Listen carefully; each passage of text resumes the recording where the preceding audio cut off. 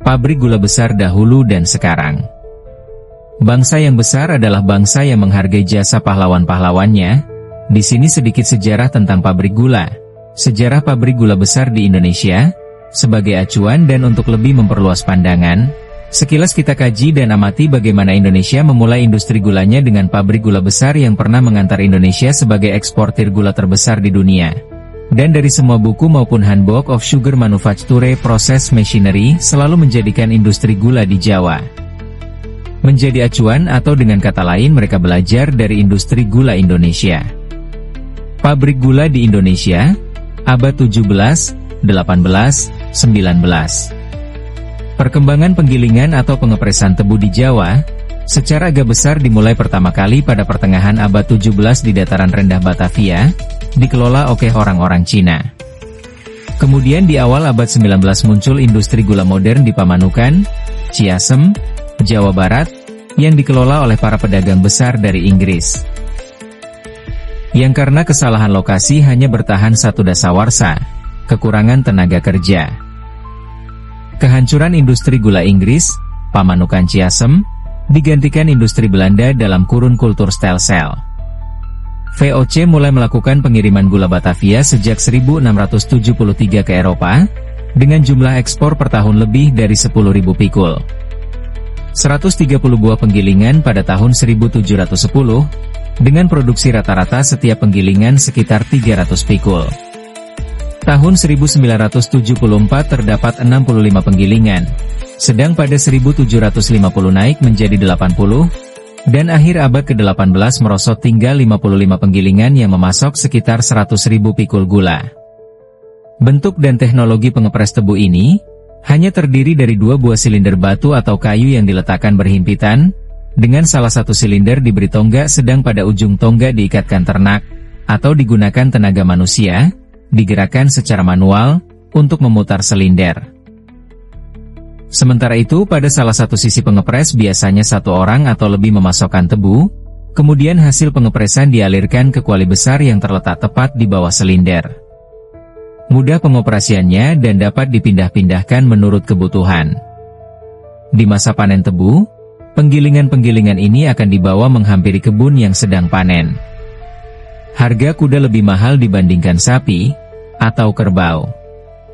Mesin pabrik gula 1830. Industri gula di Jawa Barat didukung oleh modal besar, dengan menggunakan mesin-mesin impor yang sebelumnya tidak pernah digunakan di Jawa, seperti bisa dilihat dalam salah satu surat J. Central & Company ditujukan kepada NHM, salah satu bank tempo dulu, yang mengatakan, "In embarking on the enterprises we now have on hand, we were sensible of the deficiency of the rude and imperfect machinery by which the manufacture of sugar was carried on here, and therefore determined to import European machinery, with skillful men to conduct the same.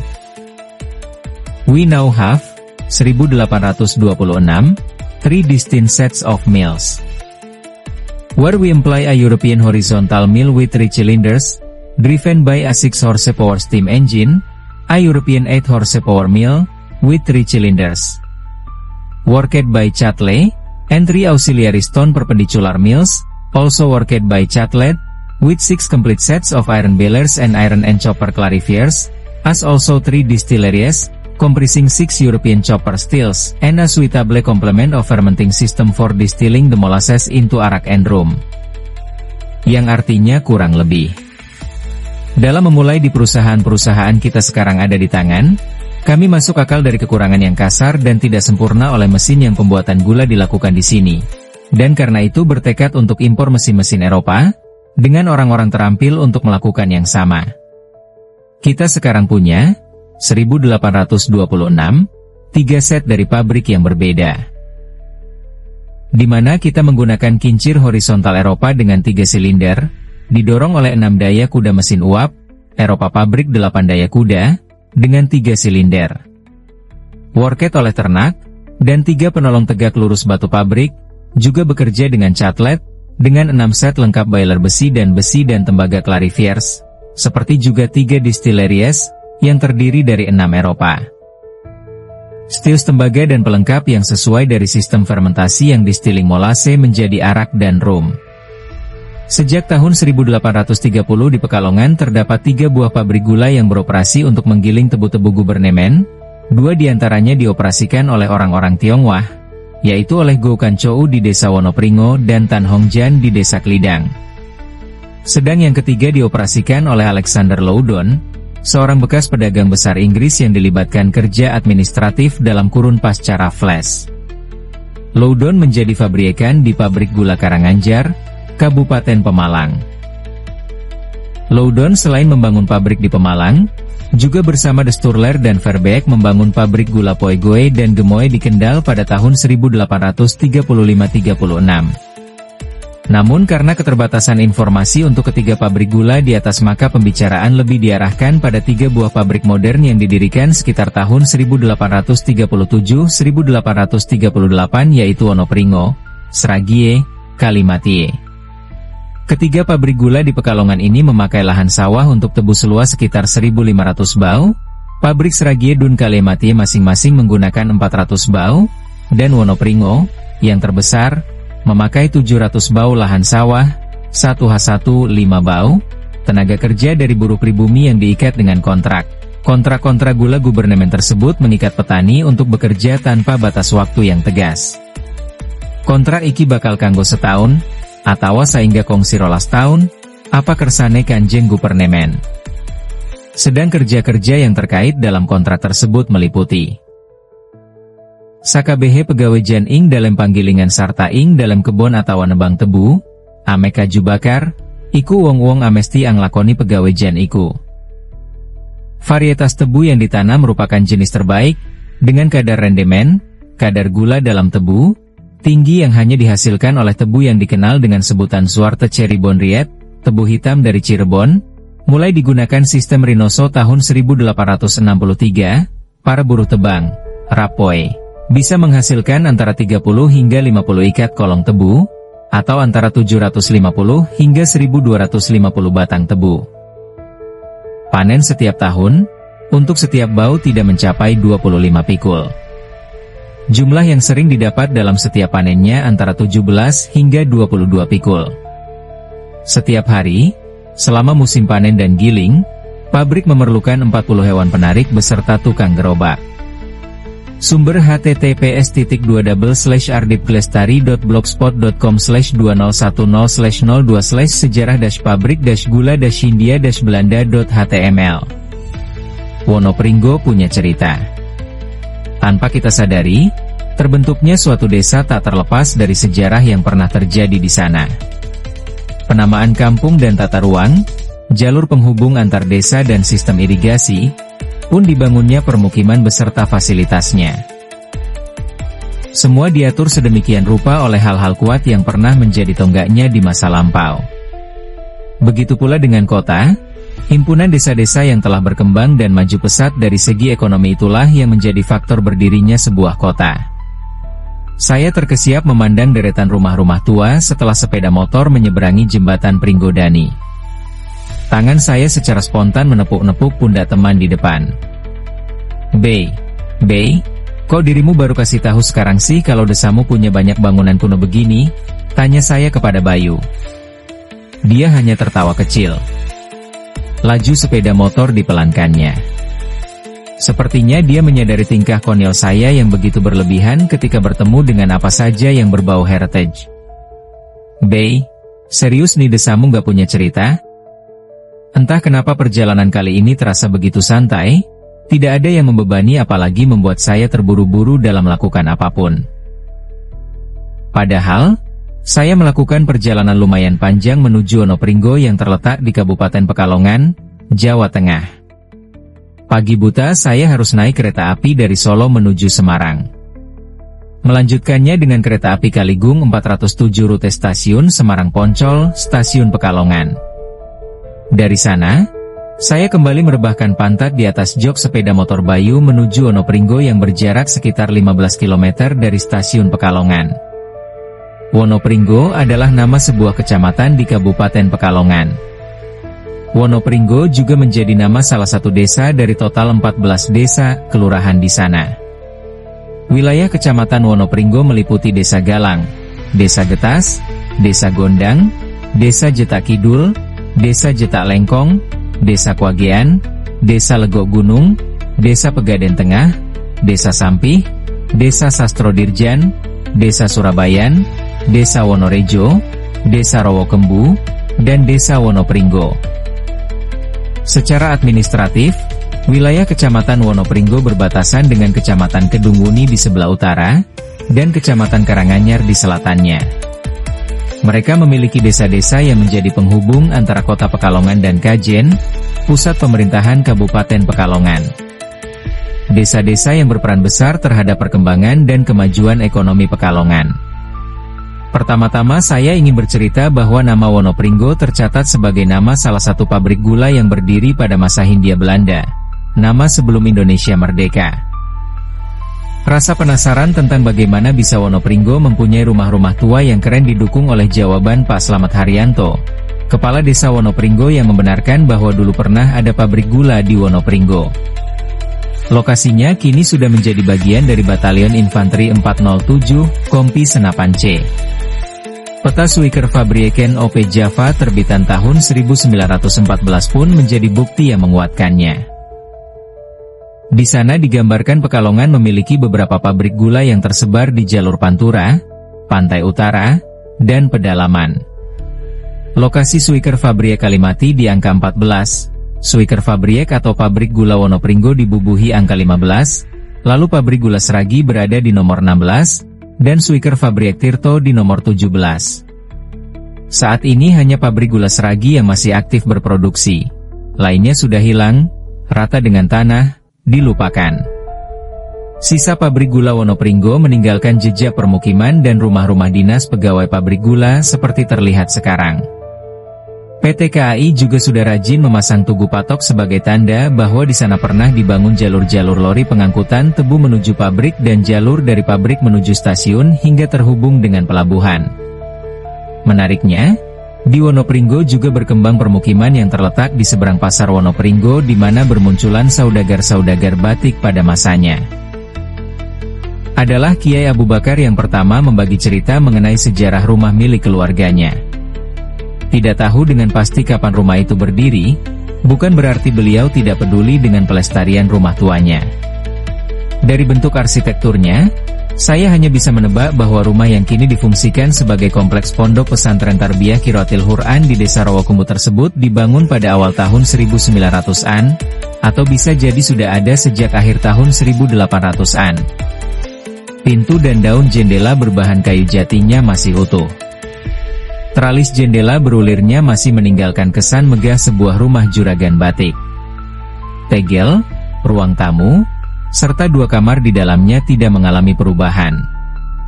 Semua dirawat dan dibiarkan seperti apa adanya oleh Kiai Abu Bakar sebagai pemilik rumah yang mewarisi peninggalan ayahnya, Abdul Rochim.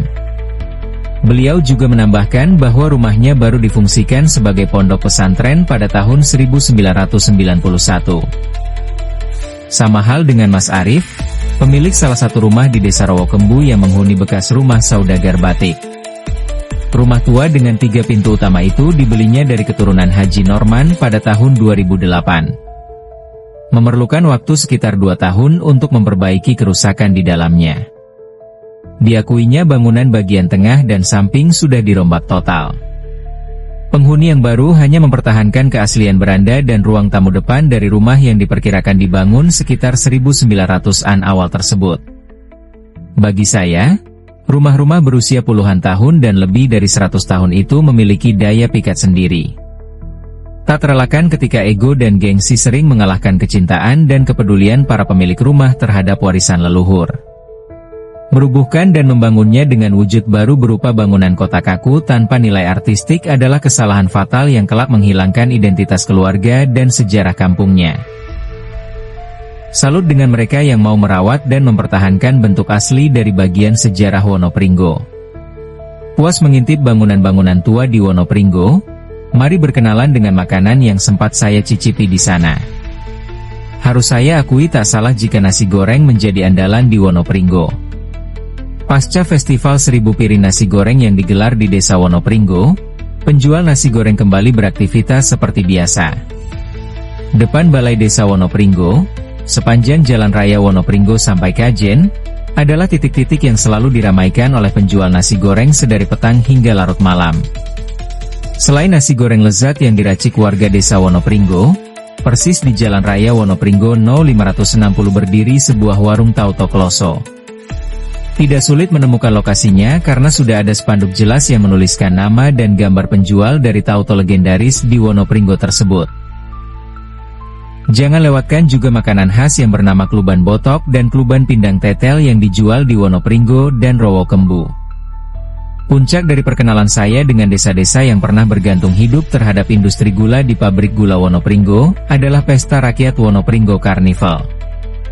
Beruntung pekan kemarin usai menyaksikan kemeriahan Festival 1000 Piring Nasi Goreng, saya masih tinggal di desa Wonopringgo. Pada tanggal 21 Agustus 2017, saya menyaksikan karnaval yang melibatkan perwakilan seluruh desa di Kecamatan Wonopringgo. Siang itu mulai dari lapangan Batalion Infanteri 407 sampai ujung Jalan Raya Wonopringgo ditutup selama setengah hari. Lebih dari 150 kelompok partisipan keluar di jalan mulai dari siang hingga sore hari. Karnaval yang dimeriahkan oleh anak-anak TK hingga orang dewasa itu menjadi pesta rakyat termeriah yang pernah saya saksikan. Bayangkan saja, satu kecamatan memiliki 14 kelurahan, lalu tiap kelurahan punya sekian desa. Partisipan dari tiap desa mengerahkan 10 hingga 50 warganya untuk turun ke jalan dengan atribut karnaval. Jadi ada ratusan atau malah ribuan warga desa-desa Kecamatan Wonopringgo turun di jalan guna meramaikan Wonopringgo Carnival 2017. Meskipun karnaval diselenggarakan bukan pada akhir pekan, penonton membludak, bersorak-sorai di pinggir jalan sebagai tanda dukungan terhadap kampungnya sendiri. Ada juga yang sibuk memuji kreativitas atribut dan kostum yang diusung oleh desa sebelah. Plastik dan koran bekas, batik Pekalongan, daun-daunan, kreasi seragam sekolah merupakan bahan dari kostum dan kendaraan hias yang mereka gunakan. Bukan tanpa sebab mereka bersusah payah merancang semuanya.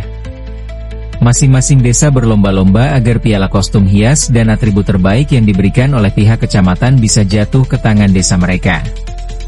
Menumbuhkan rasa bangga tersendiri ketika mereka berhasil membawa pulang penghargaan bergengsi tahunan Kecamatan Wonopringgo tersebut. Karang Taruna Pringgodani dari desa Wonopringgo termasuk sekelompok anak muda desa yang bekerja keras dan gotong royong mewujudkan kemenangan. Selama 2 tahun berturut-turut, mereka berhasil memboyong penghargaan tersebut.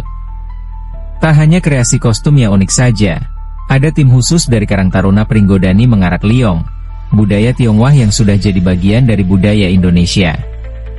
Mau mengenalkan budaya suku lain dan kreativitas muda-mudi Karang Taruna adalah nilai plus yang selalu jadi unggulan. Kabar gembiranya, tahun 2017 ini, Desa Wonopringgo kembali menjadi juara 1 Wonopringgo Carnival untuk kali ketiga dan membawa pulang piala karnaval. Yai! Memang masa keemasan pabrik gula di Wonopringgo sudah lewat masanya. Bahkan generasi muda di sana pun tidak lagi tahu-menahu bagaimana desa mereka terbentuk. Namun, saya percaya semangat dan dedikasi tinggi terhadap desa mereka kelak akan memberi pengaruh dan kekuatan yang mengangkat nama Wonopringgo. Mungkin tak lagi dikenal sebagai bekas pabrik gula lagi, tapi Wonopringgo yang besar dari kepedulian warganya terhadap heritage dan kreativitas. Sumber https://jejakbocahilang.wordpress.com/2081/08/28/Wonopringgo-punya-cerita/ https://ardipklestari.blogspot.com/2001/02/sejarah-pabrik-gula-hindia-belanda.html. Pabrik gula besar dahulu dan sekarang. Bangsa yang besar adalah bangsa yang menghargai jasa pahlawan-pahlawannya. Di sini sedikit sejarah tentang pabrik gula, sejarah pabrik gula besar di Indonesia, sebagai acuan dan untuk lebih memperluas pandangan. Sekilas kita kaji dan amati bagaimana Indonesia memulai industri gulanya dengan pabrik gula besar yang pernah mengantar Indonesia sebagai eksportir gula terbesar di dunia. Dan dari semua buku maupun Handbook of Sugar Manufacture Process Machinery selalu menjadikan industri gula di Jawa menjadi acuan, atau dengan kata lain mereka belajar dari industri gula Indonesia. Pabrik gula di Indonesia, Abad 17, 18, 19. Perkembangan penggilingan atau pengepresan tebu di Jawa, secara agak besar dimulai pertama kali pada pertengahan abad 17 di dataran rendah Batavia, dikelola oleh orang-orang Cina. Kemudian di awal abad 19 muncul industri gula modern di Pamanukan, Ciasem, Jawa Barat, yang dikelola oleh para pedagang besar dari Inggris. Yang karena kesalahan lokasi hanya bertahan satu dasawarsa, kekurangan tenaga kerja. Kehancuran industri gula Inggris, Pamanukan Ciasem, digantikan industri Belanda dalam kurun kultur Stelsel. VOC mulai melakukan pengiriman gula Batavia sejak 1673 ke Eropa, dengan jumlah ekspor per tahun lebih dari 10.000 pikul. 130 buah penggilingan pada tahun 1710, dengan produksi rata-rata setiap penggilingan sekitar 300 pikul. Tahun 1974 terdapat 65 penggilingan, sedang pada 1750 naik menjadi 80, dan akhir abad ke-18 merosot tinggal 55 penggilingan yang memasok sekitar 100.000 pikul gula. Bentuk dan teknologi pengepres tebu ini hanya terdiri dari dua buah silinder batu atau kayu yang diletakkan berhimpitan, dengan salah satu silinder diberi tonggak sedang pada ujung tonggak diikatkan ternak, atau digunakan tenaga manusia, digerakkan secara manual, untuk memutar silinder. Sementara itu pada salah satu sisi pengepres biasanya satu orang atau lebih memasokkan tebu, kemudian hasil pengepresan dialirkan ke kuali besar yang terletak tepat di bawah silinder. Mudah pengoperasiannya dan dapat dipindah-pindahkan menurut kebutuhan. Di masa panen tebu, penggilingan-penggilingan ini akan dibawa menghampiri kebun yang sedang panen. Harga kuda lebih mahal dibandingkan sapi atau kerbau. Mesin pabrik gula 1830. Industri gula di Jawa Barat didukung oleh modal besar, dengan menggunakan mesin-mesin impor yang sebelumnya tidak pernah digunakan di Jawa, seperti bisa dilihat dalam salah satu surat J. Central & Company ditujukan kepada NHM, salah satu bank tempo dulu, yang mengatakan, "In embarking on the enterprises we now have on hand, we were sensible of the deficiency of the rude and imperfect machinery by which the manufacture of sugar was carried on here, and therefore determined to import European machinery, with skillful men to conduct the same.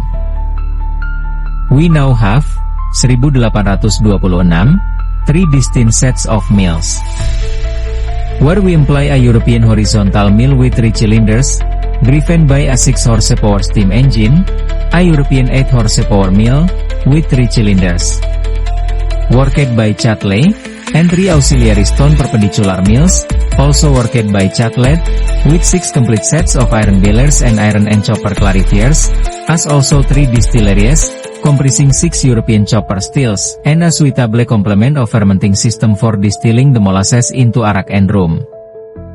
Yang artinya kurang lebih, dalam memulai di perusahaan-perusahaan kita sekarang ada di tangan, kami masuk akal dari kekurangan yang kasar dan tidak sempurna oleh mesin yang pembuatan gula dilakukan di sini. Dan karena itu bertekad untuk impor mesin-mesin Eropa, dengan orang-orang terampil untuk melakukan yang sama. Kita sekarang punya, 1826, 3 set dari pabrik yang berbeda. Di mana kita menggunakan kincir horizontal Eropa dengan 3 silinder, didorong oleh 6 daya kuda mesin uap, Eropa pabrik 8 daya kuda, dengan 3 silinder. Worked oleh ternak, dan 3 penolong tegak lurus batu pabrik, juga bekerja dengan Chatelet, dengan 6 set lengkap boiler besi dan tembaga clarifiers, seperti juga 3 distilleries, yang terdiri dari 6 Eropa. Stills tembaga dan pelengkap yang sesuai dari sistem fermentasi yang distilling molase menjadi arak dan rum. Sejak tahun 1830 di Pekalongan terdapat 3 buah pabrik gula yang beroperasi untuk menggiling tebu-tebu gubernemen, 2 diantaranya dioperasikan oleh orang-orang Tionghoa, yaitu oleh Go Kan Chou di desa Wonopringo dan Tan Hong Jan di desa Klidang. Sedang yang ketiga dioperasikan oleh Alexander Loudon, seorang bekas pedagang besar Inggris yang dilibatkan kerja administratif dalam kurun pasca Raffles. Loudon menjadi pabrikan di pabrik gula Karanganjar, Kabupaten Pemalang. Loudon selain membangun pabrik di Pemalang, Juga bersama Desturler dan Verbeek membangun pabrik gula Poegoe dan Gemoy di Kendal pada tahun 1835-36. Namun karena keterbatasan informasi untuk ketiga pabrik gula di atas, maka pembicaraan lebih diarahkan pada 3 buah pabrik modern yang didirikan sekitar tahun 1837-1838, yaitu Wonopringo, Sragie, Kalimatie. Ketiga pabrik gula di Pekalongan ini memakai lahan sawah untuk tebu seluas sekitar 1.500 bau, pabrik Sragie dan Kalimatie masing-masing menggunakan 400 bau, dan Wonopringo, yang terbesar, memakai 700 bau lahan sawah, 1H15 bau, tenaga kerja dari buruh pribumi yang diikat dengan kontrak. Kontrak-kontrak gula gubernemen tersebut mengikat petani untuk bekerja tanpa batas waktu yang tegas. Kontrak iki bakal kanggo setahun, atau sehingga kongsi rolas tahun, apa kersane kanjen gubernemen. Sedang kerja-kerja yang terkait dalam kontrak tersebut meliputi sakabehe pegawai jan ing dalam panggilingan sarta ing dalam kebon atau nebang tebu, ame kaju bakar, iku wong-wong amesti ang lakoni pegawai jan iku.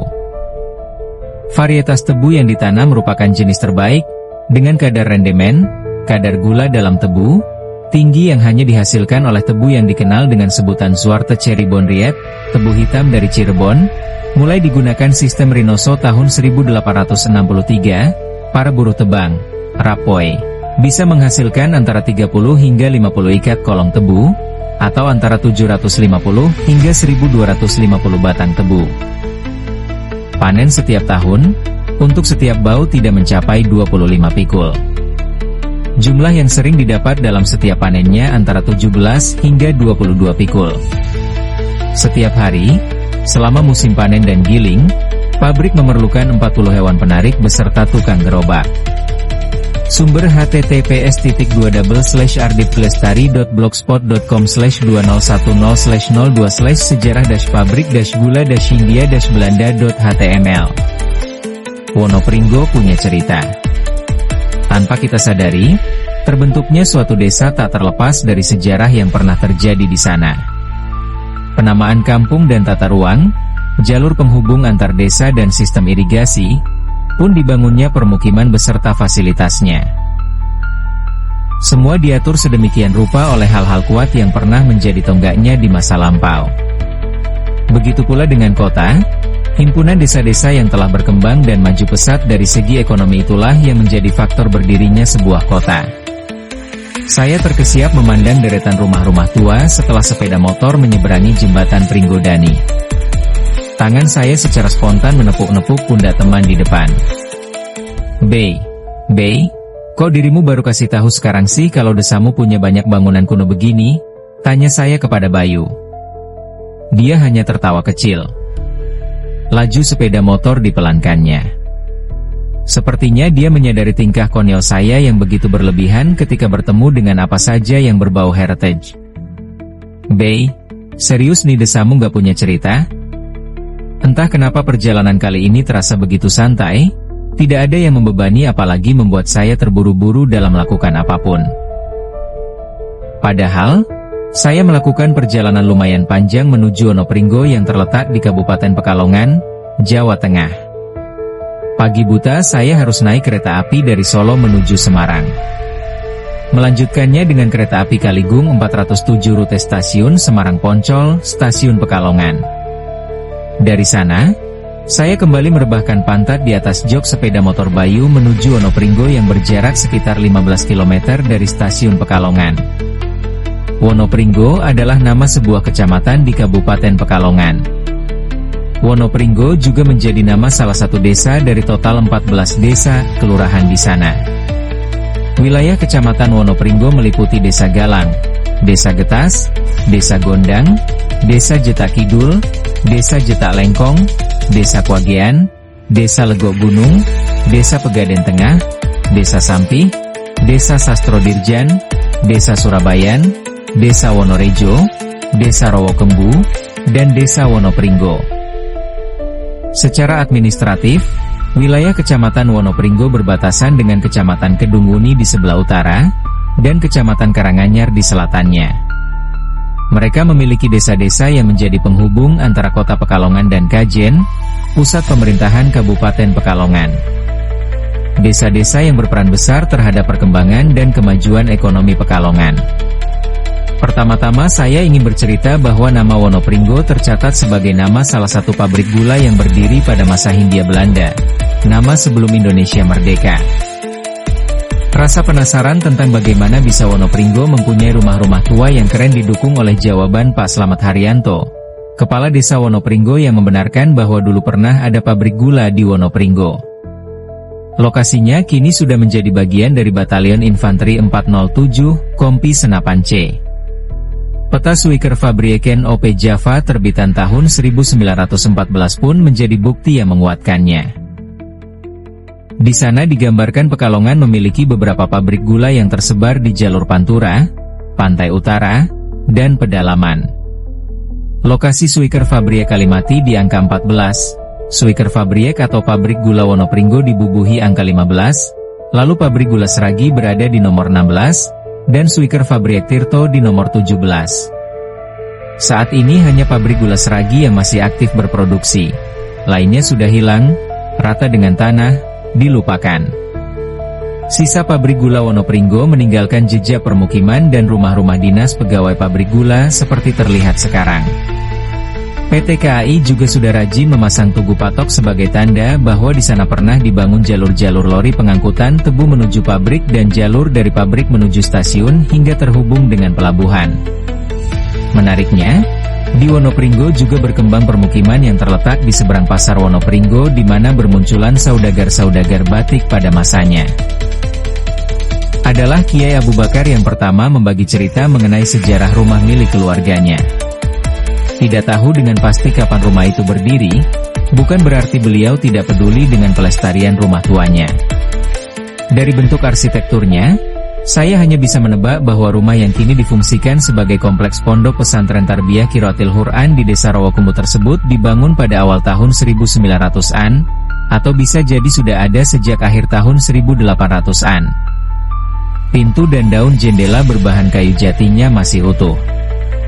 Tralis jendela berulirnya masih meninggalkan kesan megah sebuah rumah juragan batik.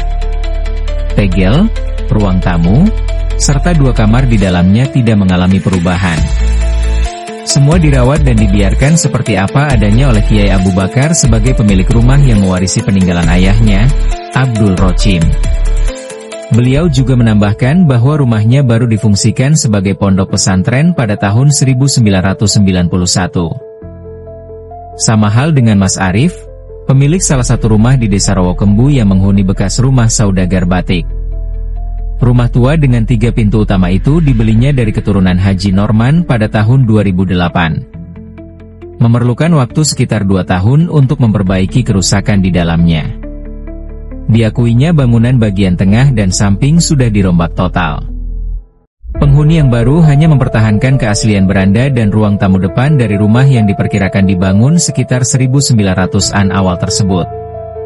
Bagi saya, rumah-rumah berusia puluhan tahun dan lebih dari 100 tahun itu memiliki daya pikat sendiri. Tak terelakkan ketika ego dan gengsi sering mengalahkan kecintaan dan kepedulian para pemilik rumah terhadap warisan leluhur.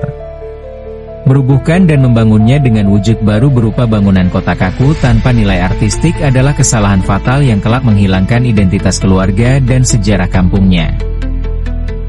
Salut dengan mereka yang mau merawat dan mempertahankan bentuk asli dari bagian sejarah Wonopringgo. Puas mengintip bangunan-bangunan tua di Wonopringgo? Mari berkenalan dengan makanan yang sempat saya cicipi di sana. Harus saya akui tak salah jika nasi goreng menjadi andalan di Wonopringgo.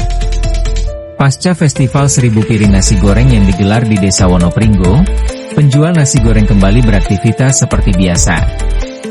Depan Balai Desa Wonopringgo, sepanjang Jalan Raya Wonopringgo sampai Kajen, adalah titik-titik yang selalu diramaikan oleh penjual nasi goreng sedari petang hingga larut malam. Selain nasi goreng lezat yang diracik warga Desa Wonopringgo, persis di Jalan Raya Wonopringgo No 560 berdiri sebuah warung Tauto Kloso. Tidak sulit menemukan lokasinya karena sudah ada spanduk jelas yang menuliskan nama dan gambar penjual dari tauto legendaris di Wonopringgo tersebut. Jangan lewatkan juga makanan khas yang bernama kluban botok dan kluban pindang tetel yang dijual di Wonopringgo dan Rowokembu.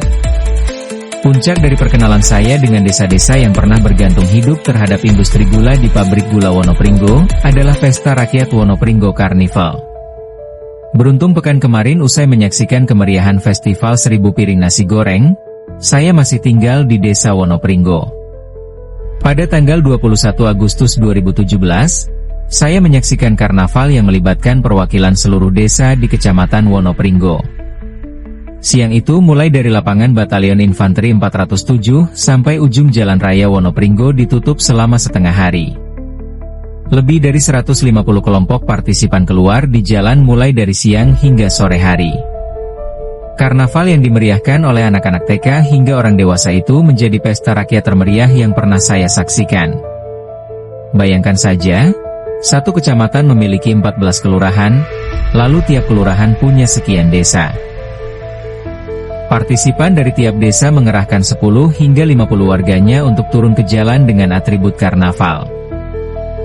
Jadi ada ratusan atau malah ribuan warga desa-desa Kecamatan Wonopringgo turun di jalan guna meramaikan Wonopringgo Carnival 2017. Meskipun karnaval diselenggarakan bukan pada akhir pekan, penonton membludak, bersorak-sorai di pinggir jalan sebagai tanda dukungan terhadap kampungnya sendiri. Ada juga yang sibuk memuji kreativitas atribut dan kostum yang diusung oleh desa sebelah. Plastik dan koran bekas, batik Pekalongan, daun-daunan, kreasi seragam sekolah merupakan bahan dari kostum dan kendaraan hias yang mereka gunakan. Bukan tanpa sebab mereka bersusah payah merancang semuanya. Masing-masing desa berlomba-lomba agar piala kostum hias dan atribut terbaik yang diberikan oleh pihak kecamatan bisa jatuh ke tangan desa mereka. Menumbuhkan rasa bangga tersendiri ketika mereka berhasil membawa pulang penghargaan bergengsi tahunan Kecamatan Wonopringgo tersebut. Karang Taruna Pringgodani dari desa Wonopringgo termasuk sekelompok anak muda desa yang bekerja keras dan gotong royong mewujudkan kemenangan. Selama 2 tahun berturut-turut, mereka berhasil memboyong penghargaan tersebut. Tak hanya kreasi kostum yang unik saja, ada tim khusus dari Karang Taruna Pringgodani mengarak liong, budaya Tionghoa yang sudah jadi bagian dari budaya Indonesia. Mau mengenalkan budaya suku lain dan kreativitas muda-mudi Karang Taruna adalah nilai plus yang selalu jadi unggulan. Kabar gembiranya, tahun 2017 ini, Desa Wonopringgo kembali menjadi juara 1 Wonopringgo Carnival untuk kali ketiga dan membawa pulang piala karnaval. Yai! Memang masa keemasan pabrik gula di Wonopringgo sudah lewat masanya. Bahkan generasi muda di sana pun tidak lagi tahu-menahu bagaimana desa mereka terbentuk. Namun, saya percaya semangat dan dedikasi tinggi terhadap desa mereka kelak akan memberi pengaruh dan kekuatan yang mengangkat nama Wonopringgo. Mungkin tak lagi dikenal sebagai bekas pabrik gula lagi, tapi Wonopringgo yang besar dari kepedulian warganya terhadap heritage dan kreativitas.